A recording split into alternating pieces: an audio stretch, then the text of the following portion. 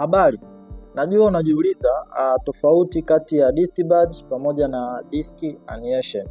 So far hizi zote ni changamoto ambazo zina lead sciatica pain. Na sciatica pain ni maumivu ambayo yanasababishwa na mgandamizo wa nerve. Kwa kishatokea mgandamizo wa nerve kwenye mgongo wa chini, inapeleka maumivu mawasiliano ya maumivu kutoka kwenye mgongo wa chini yanapita kwenye kalio moja na mwisho siku yanaenda kwenye mguu moja, kwa maana ya kisigino, na mara nyingi anakuwa anasababisha ganzi na maumivu makali sana.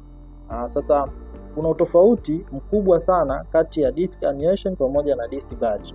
Sasa tukianza na disk budge, disk budge ni ile hali ambayo inatokea pale kunapokuwa na shinikizo au mgandamizo wa nerve.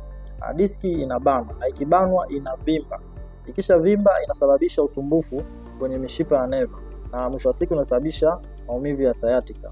Lakini kwenye upande wa disk herniation, unapotokea shinikizo kwa maana ya mgandamizo, ile diski inapasuka. Kisha pasuka kunakuwa kuna kiini ambacho kinapeleka usumbufu kwenye neva na mwisho wa siku inasababisha maumivu ya sciatica pain ambayo yanaanzia kwenye mgongo wa chini na kupita kwenye kalio moja mpaka kwenye kisigino.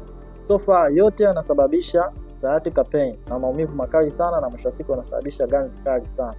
Hiyo ndio tofauti kati ya disk budge pamoja na disk herniation. Kwa tofauti yao kubwa ipo kwenye namna diski inavyoharibiwa.